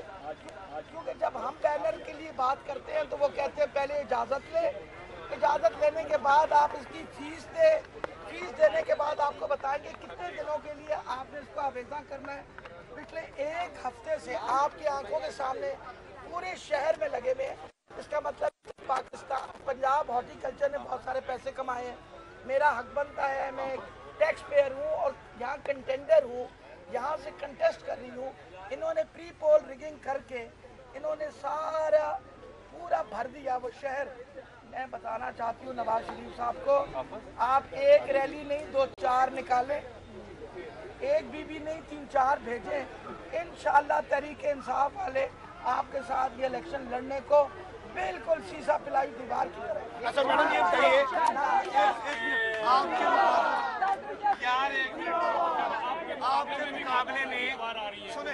आपके मुकाबले में मुस्लिम लीग नून की तरफ से बेगम कलसूम नवाज शरीफ का नाम आ रहा है, कैसी कैंडिडेट आप उनके मुकाबले में होंगे? देखिए जी, अल्हम्दुलिल्लाह मैं अपने आप को सोचती हूँ कि मैं एक मिडिल क्लास खातून हूँ, काम करती हूँ, मेहनत करती हूँ, आम आदमी की रिप्रेजेंटेशन कर रही हूँ। आप और मेरे जैसे लोगों की रिप्रेजेंटेशन मैं हूँ। वो शाही ख़ानदान की है माशाल्लाह। आपको पता है पिछले 30 साल से उनकी बेटी फरमाती थी हम हुक्मरान ख़ानदान, हम हुक्मरान ख़ानदान। अब हुक्मरान ख़ानदान जो है वो मजबूर हो गया इलेक्शन लड़ने के लिए।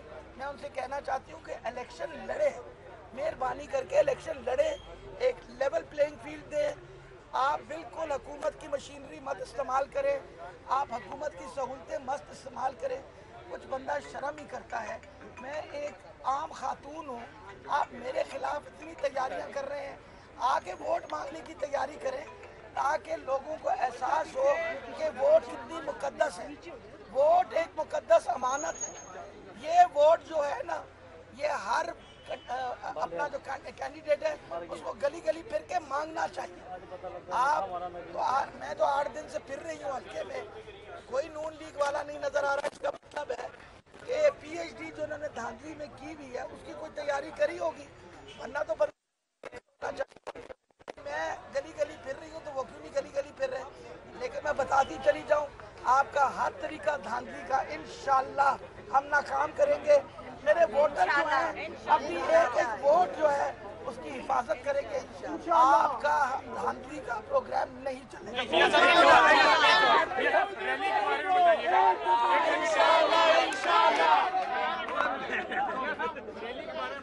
कल रैली जो है उसमें लोग नहीं थे, अचानक से लोग आ गए, गाड़ियां भी 100 किलोमीटर की स्पीड से चलती रही है, क्या कहेंगे रैली के बारे में? मेरा ख्याल है नाकाम तरीन और फ्लॉप शो था और जो उन्होंने तासर दिया था कि सारा पंजाब बाहर निकल आएगा, ये जीटी रोड की पार्टी थी और मेरा ख्याल है जीटी रोड पे ही दफन हो गई।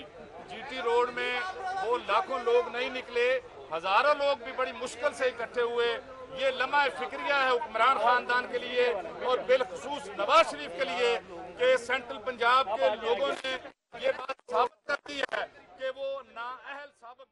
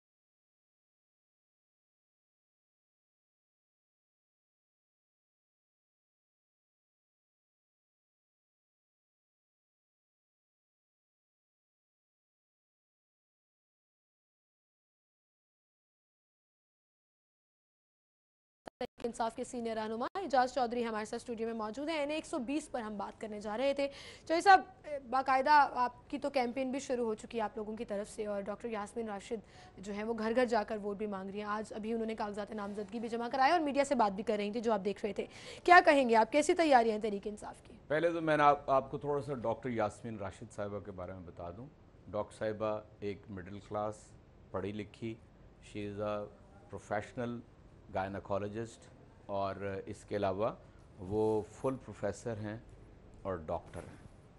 इसके साथ साथ वो एक अल्जाइमर के जो पेशेंट है पाकिस्तान के, उनकी इन्होंने एक NGO है उनकी, जो उनकी खिदमात सर अंजाम दे रही है फॉर लॉन्ग लॉन्ग टाइम। इसके अलावा हर जो यानी ऐसी कोई आफत आती है, ज़लज़ला या सैलाब, उसमें उनकी एक और NGO है जिसकी वो इंचार्ज हैं, वो भी बहुत ही ग्रां कदर खिदमात सर अंजाम देती है। She is a family lady, और मैं ये समझता हूँ कि मैंने इतनी मुदब्बर और चारों तरफ अपने मामलात को दुरुस्त रखने वाली खातून आज तक सियासत में नहीं देखी। इसीलिए शायद जो इस कैंडिडेट को रिपीट किया गया तहरीक इंसाफ की जानिब से। चौधरी साहब यहीं से बात का सिलसिला आगे बढ़ाएंगे, लेकिन दूसरी जानिब नाज़न आपको बताएंगे इलेक्शन कमीशन में इस वक्त फैसल मीर अपने कागजात नामजदगी जमा कराने पहुंच गए हैं। पाकिस्तान पीपल्स पार्टी की जानिब से नामजद उम्मीदवार फैसल मीर कागजात नामजदगी जमा कराने पहुंच गए हैं। NA-120 के इलेक्शन ज़िमनी इंतखाब और पाकिस्तान पीपल्स पार्टी की जानिब से भी अब उम्मीदवार जो नामजद हैं वो अपने कागजात नामजदगी जमा कराने आ गए हैं। फैसल मीर हैं NA-120 से जो इलेक्शन लड़ेंगे और अभी वो अपने कागजात नामजदगी जमा कराएंगे।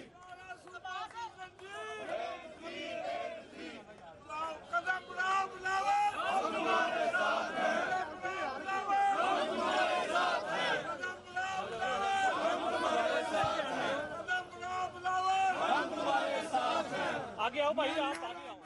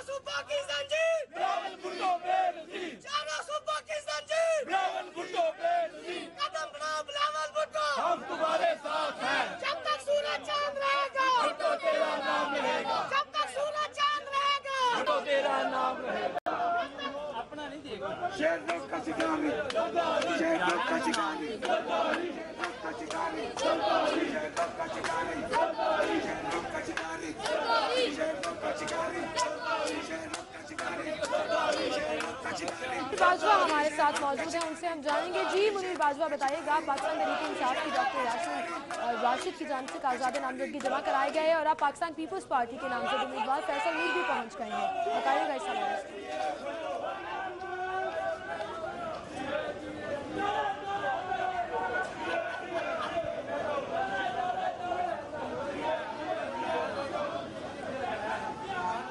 मुनीर बाजवा से रब्ता नहीं हो सका। आपको बताते चलें कि कागजात नामजदगी जमा कराने फैसल मीर पहुंच गए हैं। NA-120 के इंतखाबात के हवाले से काफ़ी सियासी सरगर्मियाँ जो हैं वो देखने में आ रही हैं। इजाज़ चौधरी साहब हमारे साथ स्टूडियो में मौजूद हैं और इसी पर हम बात कर रहे थे।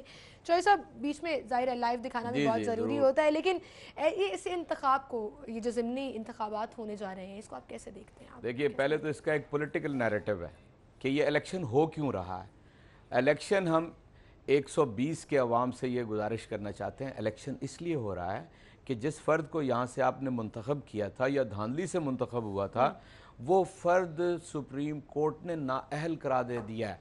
वो इस अहल नहीं है कि वो पाकिस्तान का MNA बन सके, वो सादिक और अमीन नहीं है। मतलब ये कि वो झूठा और बददियानत शख्स है। और मैं 120 के अवाम से दरख्वास्त करता हूँ कि वो इसके ऊपर सोचें कि ये हुआ क्या है। अगर नवाज़ शरीफ अपनी पूरी ज़िंदगी के अंदर ये कहता है टैक्स के कागजात के अंदर कि हमारा कोई कारोबार मुनाफा बख्श नहीं है, मैं चैलेंज कर रहा हूँ, शरीफ फैमिली का कोई कारोबार आज तक साबित वो कर दें कि वो मुनाफे में जा रहा है, ठीक है। लेकिन दौलत उनकी फिनोमिनल इंक्रीज है, वो लाखपति से करोड़पति से अरबपति से खरबपति बन चुके हैं, तो वो कागजों में क्यों नहीं है? जो ये असल में वो सबब है कि सुप्रीम कोर्ट के अंदर वो ये साबित ही ना कर सके कि दौलत कहाँ से आई है। इसलिए NA-120 के अवाम लाहौरिया बड़ा बाशो मोहब्बत भी बड़ी करता है। लेकिन नवाज लीग की जानिब से ये आबाई हल्का कहा जाता है, यहाँ से हमेशा सीट जो है वो नून लीग के पास गई है। मैं आपसे अर्ज करता हूँ, हम सब आबाई हैं, यानी हम सारे लाहौरिये हैं। डॉक्टर यास्मीन यहीं से हैं, वो भी यहीं से हैं। मसला क्या है? मसला ये नहीं है। हम, आपने पूछा क्या होगा, मैं बता रहा हूँ, पहला सबसे पॉलिटिकल नैरेटिव होगा, सियासी बयानिया होगा, मकासद होंगे, वजूह होंगी कि ये बाई इलेक्शन क्यों हो रहा है। तो मैं समझता हूँ कि पहली शिकस्त तो शरीफ फैमिली को और पीएमएलएन को यहाँ पे हो गई कि लेकिन उनकी कोई अखलाकी बुनियाद नहीं जो है। अब जो नाम सामने आ रहा है डॉक्टर साहिबा के ओपोनेंट में नून लीग की जानिब से, वो कलसूम नवाज का साबका खातून अव्वल हैं, और क्या समझते हैं आपकी कैसी चॉइस है ये नून लीग की जानिब से? मेरा ख्याल है कि मेरा अपनी ज़ाती राय है कि नून लीग का ये बेहतरीन चॉइस है, क्योंकि यानी खातून होने के नाते से वो बहुत पस मंज़र में नहीं है, सियासत में सामने नहीं रही हैं, लेकिन नून लीग के अतबार से ये बेस्ट चॉइस हो सकता है उसके लिए। लेकिन आप याद रखिए कि जब मियाँ उनके हर हस्बैंड वो बुरी तरह मुख्तलिफ करप्शन के केसेस में मुलव्वस हैं, तो एलिया मोहतरमा के लिए क्या तासर जाएगा, ये इससे ज़्यादा मैं आगे नहीं बढ़ना चाहता।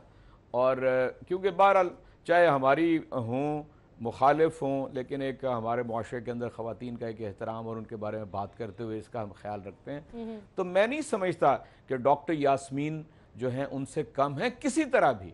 वो तो प्रैक्टिकल खातून है और सारी ज़िंदगी एक अमली गुजारी है। सियासी बयानिए के बाद हम कंपेयर करेंगे एक प्रोफेसर डॉक्टर को, एक वर्किंग लेडी को, और एक पूरी फैमिली की साथ लेके चल रही हैं, सॉलिटरी नहीं है, और वो पूरे सोसाइटी के अंदर पूरी तरह मिली जुली हैं। पिछले इंतखाब के अंदर नवाज शरीफ के मुकाबले में 52,000 वोट लिया है, और इंशाल्लाह हम तवक्को रखते हैं, इंशाल्लाह अज़ीज़ मैं आपको बताता हूँ वो पैदल चल के सारा हल्का फिर रही हैं। इतनी दौलत के अंबार नहीं है उनमें, वो यानी जितना एक मीडियोकर होता है वही उनकी माली सलाहियत है, लेकिन इसके बावजूद मैं समझता हूँ वो पैदल चल के जाएंगी हर वोटर तक, और ख़वातीन उनके लिए ज़बरदस्त वोट आगे बढ़ के देंगी, और इंशाअल्लाह ताला मैं तवक्को रखता हूँ कि हम इंतखाब जीत भी सकते हैं। लेकिन मैं समझता हूँ कि एक टफ फाइट देना भी टफ फाइट जो है अगर दी तो वो भी NA 120 में अगर टफ फाइट दी तो वो भी एक पहले टफ दी हुई है, क्रेडिट है। पहले ही 52,000 वोट जो है वो अगेंस्ट का है,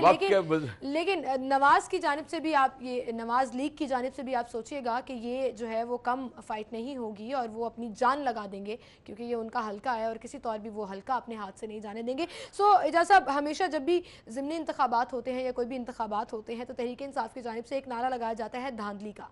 इस दफ़ा इलेक्शन कमीशन की जानिब से तजुर्बाती तौर पर ही, लेकिन बायोमेट्रिक तरीके से जो है वो वोटिंग कराने के लिए एक प्रोसेस जो है वो उसको भी शुरू किया जा रहा है, उसको आप कैसे देखते हैं? और अगर बायोमेट्रिक के बाद जीत हो जाती है तो फिर क्या ये धांधली का नारा लगाया जाएगा या नहीं? इस पर मैं जरूर बात करूंगी। मुझे ब्रेक की तरफ जाना है नाज़न, हम ब्रेक लेंगे, आपको एक रेसिपी जानिएगा और उसके बाद ब्रेक लीजिएगा, फिर हम दोबारा हाजिर होंगे। हमारे साथ रहिए।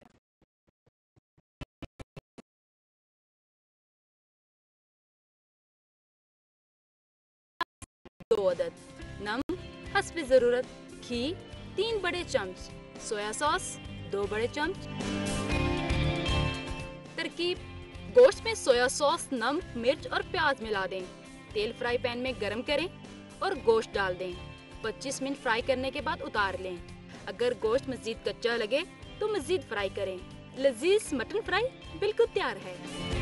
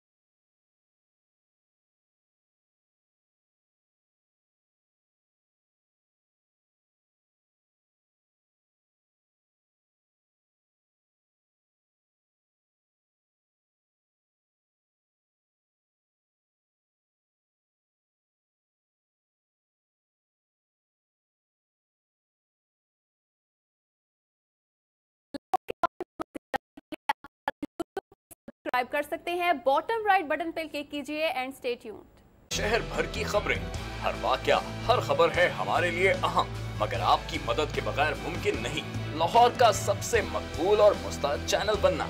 चुनाचे अगर आप भी कोई ऐसा वाकया जैसे किसी से नाइंसाफी, दफ्तरी मामलात में गड़बड़, कोई एक्सीडेंट या कुछ और खास होते देखें तो उसकी मोबाइल से बनी वीडियो सिटी 42 को इस नंबर पर व्हाट्सएप करें 0335 4242 222। तो शेयर कीजिए लाहौर में होने वाला वो सब कुछ जो आपकी नजर में है खास और बन जाइए सिटी रिपोर्टर। खबरें, तकरीरें और बातें, हंसना खेलना, मिलना जुलना, आना जाना, रंग बिरंगे लम्हे, गीत, घटाएं, बरसातें, नहर किनारा, रावी का पुल, माल, मसाजिद, महल मिनारे, दरवेशों की रौनक, कभी कभी दुख दर्द की खातें, शहर कहानी, आते जाते किस्से गलियां, बातें करते दिन और रातें, सब कुछ इसकी पेशानी पे रोशन है। हम इसकी आवाज हैं, इसकी खुशबू है। ये लाहौर है और हम हैं सिटी 42।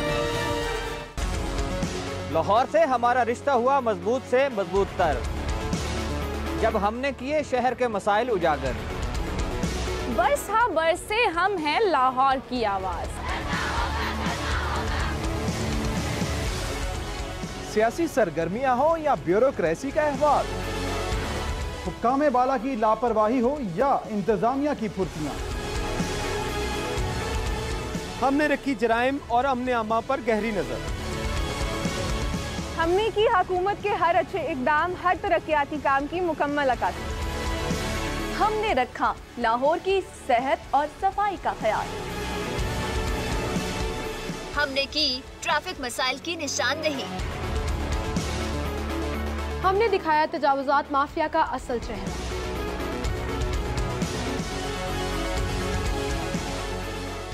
हम हैं आप और आप हैं हम हैं सिटी 42, हम हैं लाहौर।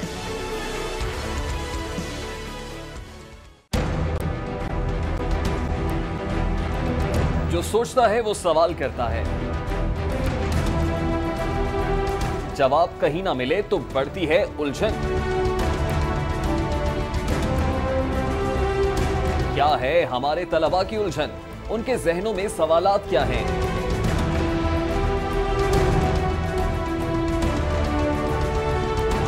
लाहौर के अरबाब इख्तियार, लाहौर के ज़हीन तलबा के रूबरू देंगे उनके सवालों के जवाब। देखिए प्रोग्राम लाहौर की आवाज। देखिए प्रोग्राम लाहौर की आवाज इतवार की शाम 6:05 पर सिर्फ सिटी 42 पर।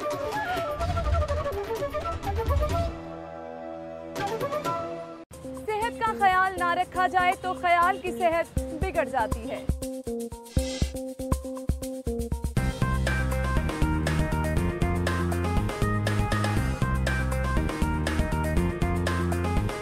A healthy mind lives in a healthy body. आपकी सेहत का मुकम्मल ख्याल रखता है सिटी क्लिनिक। शहर के बेहतरीन डॉक्टर्स, हेल्थ एक्सपर्ट आपकी स्क्रीन पर। सेहत आपकी, सुकून हमारा, सिटी क्लिनिक। देखिए प्रोग्राम सिटी क्लिनिक हफ्ता और पीर की शाम 6:05 पर सिर्फ सिटी 42 पर।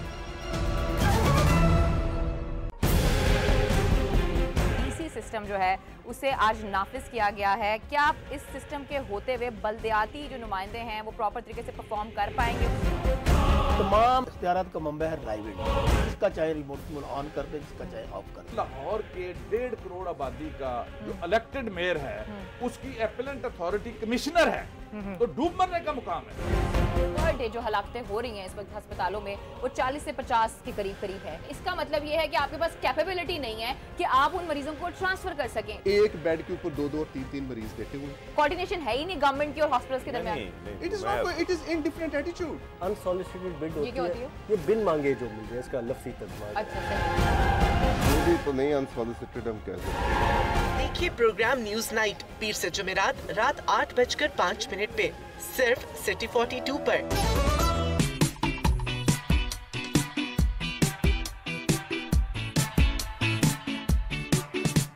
हम देंगे आपको शहर की हर खबर, आपको करेंगे रोजाना अपडेट, आज के भाव, सेल्स हो या प्रमोशन, हम आपको मिलवाएंगे आपकी पसंदीदा शख्सियात।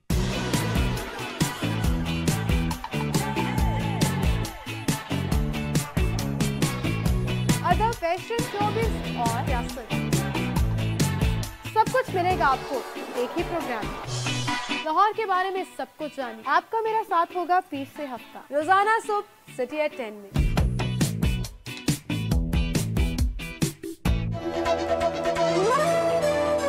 देखिए सिटी एट 10 पीर से हफ्ता सुबह 10:05 पर सिर्फ सिटी 42 पर। खोज रगों में जहर उतारने वालों की। हमारे साथ मौजूद है पाकिस्तान तहरीक इंसाफ के सीनियर रहनुमा हैं और हम N120 पर बात कर रहे थे। और एजाज साहब, ब्रेक पर जाने से पहले बायोमेट्रिक का जो एक तजुर्बा किया जा रहा है, तजुर्बाती बुनियादों पर जो यहाँ पर इंट्रोड्यूस कराया जा रहा है ये सिस्टम, इसके बारे में आप क्या कहेंगे? अच्छा, आपने एक फ़िक्रा कहा था कि तहरीक इंसाफ हमेशा धांधली की बात करती है। तहरीक इंसाफ नहीं, मुल्क की 22 सियासी जमातों ने मिलकर इस बात का 2014 में ऐलान किया था और अदालत में गई थी कि यहाँ पर धांधली होती है और ये हकीकत है। मैं आपको पूरी ज़िम्मेदारी से ये बात अर्ज़ करता हूँ, ये हकीकत है कि धांधली होती है। और इस मुल्क के अंदर 2 सियासी जमातें ऐसी हैं जिन्होंने क्वालिफाई किया है धांधली में, एक MKM, एक PMLN। और ये जो बायोमेट्री आप कह रही हैं ना, ये एक इशू है कि अगर ये इसके मुताबिक होता है तो फिर यानी असल वोटर, बिकॉज थंब वेरिफिकेशन होगी तो असल वोटर अंदर दाखिल होगा, इसमें कोई शक नहीं है। लेकिन इंतखाब सिर्फ यहाँ नहीं होता, इंतखाबी धांधली का आगाज़ ये इन दिनों के अंदर जो काम हो रहे होंगे सरकारी वसाइल से हर तरह के, ये भी धांधली के अंदर आता है। फिर कैश तकसीम हो रहा होगा, ये भी धांधली के ज़ुमरे में आता है। फिर इसके बाद पोलिंग डे है, अगर आप 4 दिन पहले उनको पोलिंग स्कीम दे देते हैं और हम तरले करते रहते हैं लिस्टों के लिए, जो लिस्टें पोलिंग डे में सामने पड़ी होती हैं प्रिजाइडिंग के अमले के पास, वो लिस्ट ही हमारे पास ना हो, तो इस तरह बेशुमार चीज़ें। अगर ये इलेक्शन उसी तरह हुआ जिस तरह माजी में होते हैं तो बड़ा मुश्किल इलेक्शन होगा कि कोई इनके मुकाबले में जीत सके।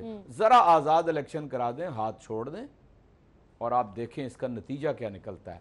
मैं आपको बताऊं, इतना रद्द-ए-अमल है इनके बारे में, इतना रद्द-ए-अमल है कि आपको अंदाज़ा हो जाएगा कि लोग आज़ादाना वोट जब देते हैं तो इनकी हैसियत असल में क्या है।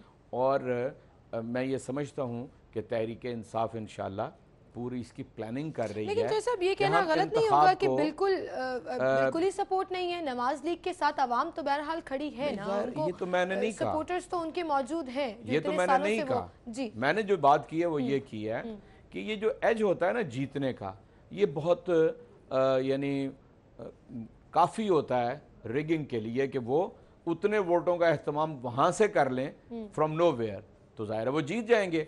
अगर आप उसे फ्री एंड फेयर इलेक्शन, जो आइन का तकाजा है, यानी शफाफ इंतखाबात आइन का तकाजा है, अगर वो हों तो आप देखेंगे कि जी हम एक टफ फाइट भी दे सकते हैं और जीत भी सकते हैं इलेक्शन। आइन का तकाजा तो ये भी होता है कि कैंपेन के लिए जो रकम मुख्तस की जाती है, मसलन 15 लाख रुपए जब मुख्तस की गई थी तो वो 15 लाख रुपए कहाँ गए थे और वो 15 करोड़ में तब्दील हो गए थे दोनों पार्टियों की जानिब से। ये भी मैं आपसे अर्ज करता, एक तो ये 15 लाख रुपया हकीकी बात नहीं है, ठीक है। इतना इंतखाब में खर्च महदूद रखना कतई मुमकिन नहीं है, और कौमी असम्बली का इंतखाब हो और जितनी महंगाई हो चुकी है। मैं आपको पूरी जिम्मेदारी से हल्फन अगर कहीं ज़रूरत पड़े तो कह सकता हूँ, मैंने 1993 के अंदर जो इंतखाब लड़ा उसके ट्रू मैंने सारे खर्चे जमा कराए थे और वो 3,67,000 रुपये थे।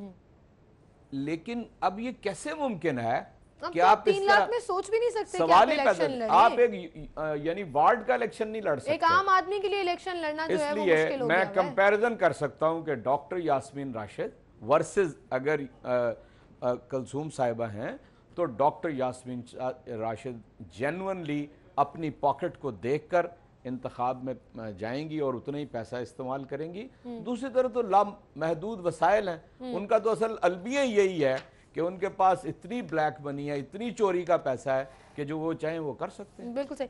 सिर्फ लाहौर की नहीं, पूरे मुल्क की जो नज़रें हैं वो NA 120 पर तो टिकी हुई हैं। चौधरी साहब, ये तो आप मानेंगे कि अदलिया की तरफ से जो इंसाफ मिला, अब आवाम की अदालत में क्या फैसला होता है, ये सवाल भी उठाए जा रहे हैं, तो इस पर आप क्या कहेंगे? देखिए, मैं आपसे अर्ज़ करता हूँ, मुझे इस पर यानी आपकी बात से इत्तफाक है कि NA 120 का इंतखाब जो है वो बहुत यानी अहमियत का हामिल है, लेकिन उसका इनेकाद किस तरह होता है ये उससे भी ज़्यादा अहमियत का हामिल है। जो आज तक जो आज तक हो चुका है उसमें अनफेयर चल रहा है, ठीक है।